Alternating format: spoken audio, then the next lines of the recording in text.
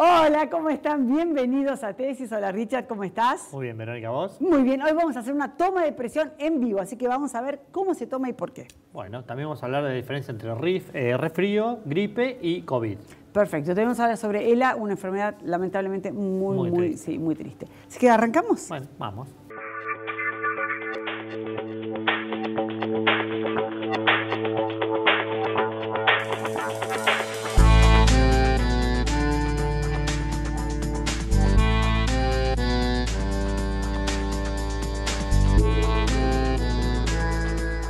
Bueno, muy bien, vamos a hablar sobre la gripe, el resfrío y el COVID. ¿Qué relación hay? Y si hay algún tipo de relación, estamos con la doctora Rosa Esteban, ella es neumonóloga. Hola ¿Qué Rosa, tal? ¿cómo Rosa, estás? ¿cómo estás? Un gusto tenerte. Bueno, ¿hay diferencia entre una gripe, resfrío y el COVID? Hay diferencia entre gripe y resfrío, bien marcada. En la gripe, todo el mundo dice estoy engripado, y en realidad lo que tiene es algún tipo de resfrío o una infección para alguno de los otros virus habituales del invierno, como es el sincicial respiratorio, rinovirus y demás. La gripe es un cuadro más severo, generalmente de quebrantamiento general importante. La persona se siente muy mal, con dolor de huesos, dolor de cabeza, fiebre alta. O sea, es mucho más importante que lo que habitualmente solemos llamar en lo coloquial gripe. Con el tema del COVID, el problema es que los dos se parecen. Y como ahora todos tenemos entre 3 y 4 dosis de vacuna, o por lo menos sería lo deseable, sucede que los síntomas son muy banales. Entonces, un COVID puede pasar como un simple dolor de garganta, como un simple resfrío o como un cuadro gripal pero muy leve. Incluso hoy por hoy los síntomas del COVID quizás son más leves que los de la gripe en un no vacunado. Un no vacunado para la gripe, ¿no? Por supuesto. Por eso sí, históricamente la gripe es como que es una enfermedad que no parece que hace nada, digamos, pero tiene un alto grado de... La gripe tiene un alto grado de daño. De hecho, hay un grupo de riesgo que tiene indicación de vacunación antigripal, que son todos los pacientes que tienen patología respiratoria, que tienen patología cardiovascular, los inmunosuprimidos, diabéticos, los fumadores, porque tienen mayor predisposición a todas las infecciones, y se debería de asociar esa vacuna, la vacuna de las neumonías, muy poco recomendado. Pero generalmente. toda esa población debería estar vacunada. Debería de estar vacunada. Y la otra también. La otra también. Porque vos estás trabajando de maestra, en un jardín de infantes, o sea, hay lugares que circulan, que trabajas en un servicio público, creo que... Bueno, de hecho el personal de salud nos vacunan anualmente. Claro, pero... Por más que no tengamos factores de riesgo. Hasta en una brulería, ¿cuántas personas trabajan por día? Que entran, que salen, o sea, la manipulación, o sea, tenés que tener... la prevención con las vacunas... Es una prevención, es una vacuna que la verdad que lleva muchos años, se va cambiando todos los años, de acuerdo a las cepas que circularon el año anterior. No tienen prácticamente contraindicaciones y la verdad que es una buena protección.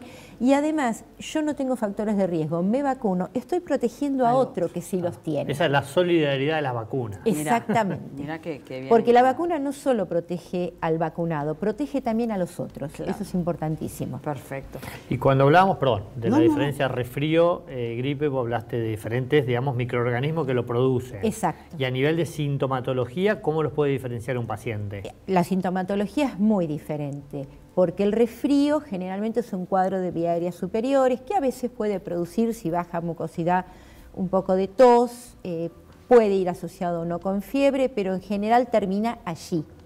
Mientras que la gripe produce tos importante, porque inflama toda la vía aérea, no solo la vía aérea superior, produce mucho dolor muscular, mucho dolor de huesos realmente. Se dice que es un dolor tipo quebrantahuesos, porque produce mucho malestar. Sí, el que le agarra gripe realmente se da cuenta de la diferencia. Sí, esa persona no es decir, estoy medio engripado, voy a ir a trabajar o no. No lo duda, porque se siente realmente muy mal. ¿Y cuándo debemos consultar? ¿En qué momento sentimos la gravedad como para decir...? Estos cuadros virales generalmente se tratan sintomáticamente, o sea, algún medicamento para bajar la temperatura, para calmar el dolor, pero no automedicarse. Buena hidratación y no ninguna otra cosa rara, y sobre todo evitar los remedios caseros. Eso es importante. Por porque ejemplo, a veces, por ejemplo, el hervir el agua con eucalipto o el agua con sal, que es una cosa muy frecuente, el tecito de algún yuyo específico. Eso no te lo va a sacar. No, no va a curarlo y además puede producir algún otro tipo de daño. Por ejemplo, el eucalipto y la sal son muy irritantes para la vía aérea y si esa persona normalmente no es asmático, no hace broncoespasmos, pero ante un proceso viral sí lo produce, eso lo puede agravar. Puede gatillar, ¿no? Exacto. Mirá, qué bárbaro. A veces uno por querer hacer el bien, produce un mayor daño. Entonces, efecto ante la colateral. duda o ante un síntoma que pasa más allá de los 3 o 4 días y donde realmente el malestar es importante consultar al médico. Perfecto. Y con el tema del resfriado, ¿qué tiempo más o menos es un tiempo prudencial que aparece y desaparece solo? Sí, Sí. generalmente aparece y ¿En cuántos desaparece días? solo, mientras la mucosidad sea transparente, blancuzca, no tiene mayor importancia y normalmente en el transcurso de 4 o 5 días tiene que estar solucionado. Sí, a veces la incomodidad es al dormir, que se les tapa, Que se tapa la fosa de nariz y produce. Eso es muy sencillo, con un gotero con solución fisiológica, una gotita en cada fosa nasal para ayudar a destaparlos y nada más. Y si fuese mucho más importante, ahí sí consultar porque a lo mejor tenemos algún problema Sí, o mecánico o algo de base que hay que tratar de otra manera. Está bien. Y ahora sé que, digamos, a nivel de diagnóstico, digamos, si se desecha COVID, se está haciendo gripe, digamos. Sí. Eso ¿Cómo se así? informa, digamos, va un paciente a un hospital, digamos. ¿Se le hace, qué estudio se le hace para saber si es gripe o si es COVID, por ejemplo? Habitualmente para la gripe hay un seguimiento estacional, anual, que se hace siempre, y salvo que haya casos más importantes o que en ese seguimiento se detecte que hay una variante del virus, como fue hace muchos años cuando se produjo la gripe A. Claro. No es un test que se haga habitualmente. Si no se hace una PCR para detectar No. gripe también, No. digamos, existe, No, digamos. existe, sí, Claro. por supuesto. Pero tiene que Existe ser algo para todos los virus, excepcional. para rinovirus, para Claro. sincicial respiratorio y demás. Pero no es algo que se haga Habitualmente. habitualmente. Perfecto. Exacto. A menos que sea por ahí un paciente de riesgo o algo, eso Es- por ahí se buscaría. Claro, que Eso- estamos buscando alguna otra situación Sí, y alguna demás. mutación, Pero, alguna exacto, cosa. pero si no se detecta en el control habitual que se hace aleatoriamente, que haya alguna variante diferente, no se hace habitualmente. Perfecto. Ah, Bueno, sí. muchas Bueno. gracias. No, ¿eh? gracias Muy a clara. ustedes. Bueno. Muy bien, vamos. Vamos. Muy bien, vamos a hablar hoy de ELA. Y estamos con la doctora Valeria Laje, ella es clínica. ¿Cómo estás, Vale? Todo bien. Un todo gusto bien. tenerte. Gracias. ¿Qué es ELA? La ELA es una enfermedad neurodegenerativa progresiva que afecta a las neuronas motoras, esto es, a las células nerviosas que participan del movimiento de los músculos. Ujú. Es una enfermedad que no tiene cura, lamentablemente, a pesar de que ustedes saben que hay mucha gente conocida que padece esta enfermedad. Hay investigadores todo el tiempo buscando la solución para que estas neuronas dejen de deteriorarse, pero por ahora no hay tratamiento definitivo. Simplemente hay 2 drogas autorizadas en Argentina que deterioran el progreso de la enfermedad, pero la supervivencia de esta enfermedad a partir del inicio de los síntomas, en general, si bien es heterogénea y hay muchos pacientes que han vivido más de lo habitual, pero el promedio de sobrevida es entre 3 y 5 años. Es una vez detectada la enfermedad, 3 y 5 años. Así es. Y además para detectar esta enfermedad no hay un marcador específico como si uno tuviera una tuberculosis que busca el bicho, sino que en este caso es tan inespecífico como empieza, porque afecta a las neuronas motoras que tienen que ver con el movimiento. ¿Y qué empieza con una debilidad muscular, con algún impedimento de moverse? ¿Cómo? Así es, en algunas personas pueden empezar con debilidad en las piernas, en las manos, que se tropiezan o que se les caen las cosas, y en otras, si le afectan los músculos de la cara o del habla o para tragar, pueden empezar con esos síntomas. Entonces, el diagnóstico en este caso es clínico, no hay otra forma de Que diagnosticar. darse cuenta. ¿Y qué esto es genético? ¿Lo gatilla algún bicho? ¿Algo que te haga el cuerpo? No sé. Mira, en general, solamente el 5 al 10% de la ELA puede ser hereditario. En el 90, en el 95%, no se sabe la causa que la provoca, si bien hay muchas teorías como interacción con el ambiente, plomo, tabaco. Por cierto, digamos, actualmente no hay nada dicho acerca de qué provoca la enfermedad. Por eso es muy difícil también llegar al tratamiento.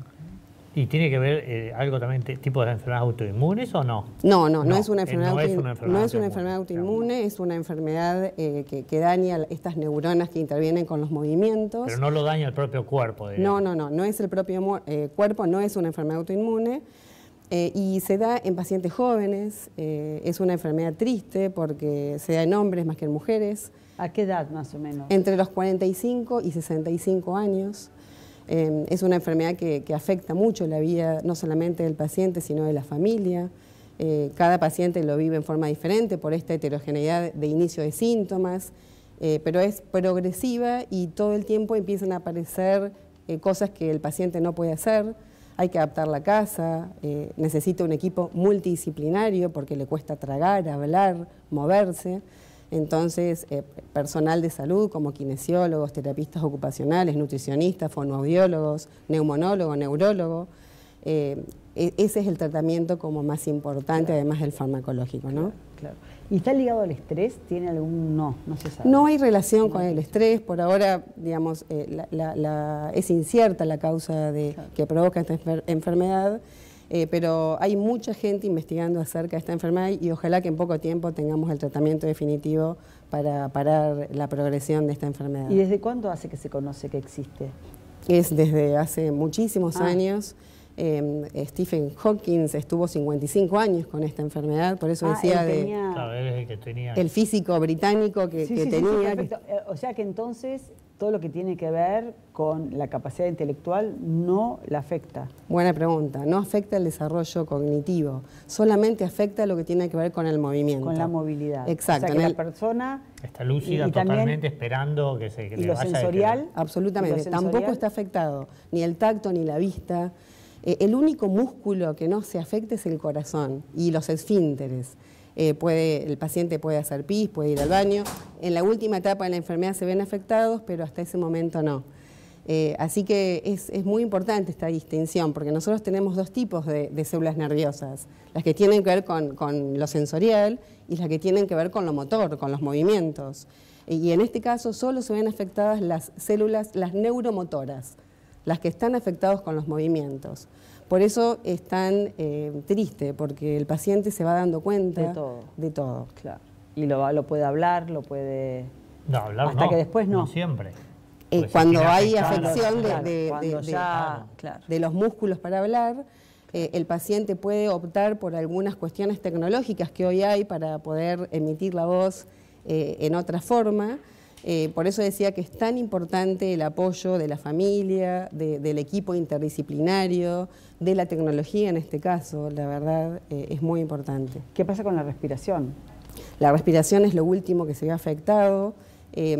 Hay que asistirlo al paciente. Al principio se puede usar presión positiva cuando duerme el paciente para ayudarlo a respirar y finalmente se opta en general por una traqueostomía, que es un agujerito que se hace en la tráquea que ayuda a respirar el paciente, pero el paciente sigue lúcido todo el tiempo. Lo más difícil debe ser el abordaje al momento de dar el diagnóstico. El diagnóstico tarda en general, y no es por cuestión de no disponibilidad en la Argentina, sino que en el mundo, de 1 año a 1 año y medio para llegar a este diagnóstico. Es muy desgastante. Es como que un proceso que ya la persona por ahí lo va tomando conciencia que puede ser, digamos. Entonces. Va tomando conciencia que tiene alguna enfermedad neurológica que tiene que ver con lo motor, pero que no le encuentran el nombre y el apellido. Y en esa instancia el paciente y la familia se va dando cuenta que esto es progresivo y que no hay vuelta atrás. Entonces el diagnóstico es impactante y más que nada cuando se habla del pronóstico de la enfermedad, que es mortal y que en general el promedio de sobrevida es de 3 a 5 años. Tremendo. La verdad que sí es a veces es muy difícil como profesional, como familiar y como persona misma, ¿no? Padecerla. Pero es importante poder acompañar al paciente desde el punto de vista que hablamos. hay mucho por hacer en estos pacientes, así que... Sí, hay mucho por Sí, investigar. tratar de esos años que pueda tenerlo, que los tenga de mejor manera, mejor calidad de vida dentro de lo que se puede, ¿no? Así es, vivir en función cada día de lo que uno puede hacer y de lo que no puede hacer o deja de poder hacer. Sí, Bueno, sí, muchas gracias. Gracias a Bueno, ustedes. Vamos. Gracias. La actividad física es considerada un derecho humano cuya práctica debe estar fomentada para garantizar una mejor calidad de vida y protección de la salud. Existen evidencias de que en Argentina los índices de obesidad, sedentarismo y alimentación no saludable se han incrementado.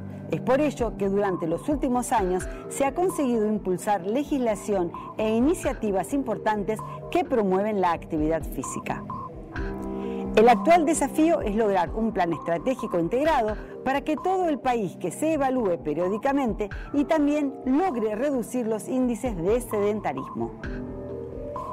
La falta de actividad física aumenta los factores de riesgo de todas las enfermedades no transmisibles que producen el 70% de los fallecimientos en el mundo. Pero antes de iniciar cualquier práctica es importante consultar con el médico. Bueno, Verónica, acá tenemos invitada a María del Carmen Laborde, farmacéutica, para que nos cuente cómo es la técnica de toma de presión. Bárbaro, acá te lo tenemos a Renzo, que va a ser hoy tomado de la presión. Y bueno, hola. Hola, ¿cómo estás, María. Verónica? Digamos, ¿cuáles son los parámetros, digamos, del paciente y cómo tendría que estar? Muy Contanos bien. Bueno, sí, está perfectamente, tiene que estar sentado, bien derecho, con la cola hacia atrás. Lo ideal es que haya reposado aproximadamente 5 minutos, que no haya bebido café y que no haya fumado, porque son factores que pueden elevar la presión arterial. Entonces, que la vejiga esté libre también, claro, porque también son todos factores que pueden dar, si no, una medición errónea. Perfecto. Entonces, una vez que hemos charlado con el paciente, si así todo esto está cumplido, procedemos a hacer la medición de la presión. Bueno, ¿y cómo sería? Entonces, Vamos a ver, ver, ¿le ¿no? pondrías A ver. ¿El Entonces, brazalete tiene importancia, el digamos, el tamaño? brazalete, claro, sí, el brazalete tiene que ser, hay distintos tamaños, de acuerdo al brazo, claro, del paciente. Tiene que estar colocado aproximadamente 2 centímetros del codo, claro, y apoyado de tal manera que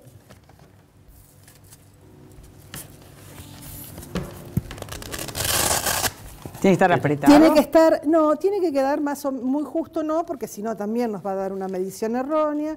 Tiene que entrar más o menos 2 dedos, o sea que está, fíjate de apoyarlo bien ¿Y las piernas tienen que estar las cruzadas o piernas, tienen que estar no, las así? piernas tienen que estar como está. Así es, ¿no? 90 grados sería. Perfecto. Muy bien, no bueno. tienen que estar ¿Y el las paciente piernas. puede hablar? No. El paciente tiene que mantenerse en silencio, son los segundos que dura la Perfecto. medición. Así que, sería el botón del medio, ¿no? Sí. Ahí está. Ya, y Esto solamente es un aparato la automático que automáticamente le infla y le toma la presión. Esperemos no llevarnos ninguna sorpresa. No, A ver qué. ¿Y cuáles son los valores esperables, María? Y esperemos que esté dentro de esa inferior a 13, a 130, perdón, porque ahora ya medimos con decimales, y 75. Es decir, que digamos, un paciente que se viene a controlar, digamos, tanto en el consultorio médico o algo, es conveniente que tenga todos estos procesos, diríamos, de alguna manera establecidos. Y bueno, y generalmente el paciente no mira mejor, porque si no el paciente se pone nervioso también y empieza a darle de alguna manera... Bueno, acá estamos. 122, 83. 83. Entonces sería, acá tiene 122, 83 y abajo dice 113. ¿Qué significa? La presión alta la tiene en 122, que está dentro de lo normal, porque es menor a 135. La otra es menor a 85, está en 83. Y acá lo que tenemos es una frecuencia cardíaca alterada, pero puede ser por la televisión y por demás, digamos. porque debería ser un valor de 70, ¿no? Exactamente, pero bueno, su presión arterial está perfecta. Está perfecta. Bueno, tenemos Renzo para rato. Sí, siempre hay que hacer 2 tomas de presión. Sí. Siempre hay que hacer 2 porque se hace el promedio, porque si hay mucha diferencia. Perfecto.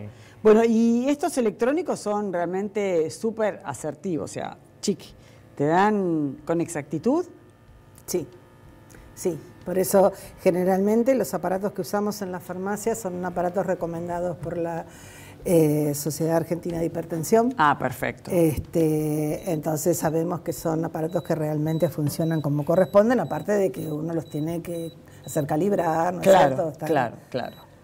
Sí, la importancia también de esto, bueno, ve que le dio bastante parecido. 129, 78, 115. Sí, no lo vamos a tomar de nuevo porque si no nos está aumentando. Bueno, María, muchas gracias. Muchas gracias. Al contrario. Bueno, ya volvemos. Dale, claro, mientras desarmamos todo. Las enfermedades no transmisibles han sido identificadas por la Organización Mundial de la Salud como la principal amenaza para la salud humana. Estas enfermedades incluyen a las cardiovasculares, el cáncer, la diabetes y las respiratorias crónicas. Los 4 factores de riesgo más importantes son el uso de tabaco, los hábitos alimentarios inadecuados, el sedentarismo y el abuso de alcohol. Todos ellos determinantes sociales evitables y prevenibles.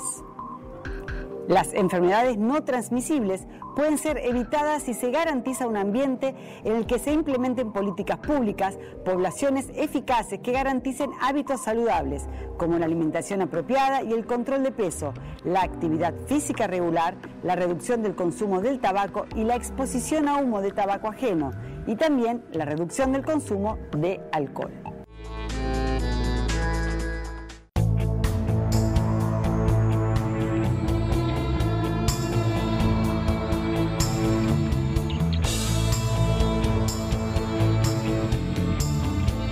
Simmons, descansá en primera clase. Bueno, hoy vamos a hablar de lo que son hábitos y lo que es dietas. Así es, Ricardo. Marlene, ¿cómo estás? Bien, ¿vos? Vamos, todo muy bien. Bien, vamos a ver las diferencias. ¿Qué pasa cuando nos sometemos a dietas o modificar hábitos?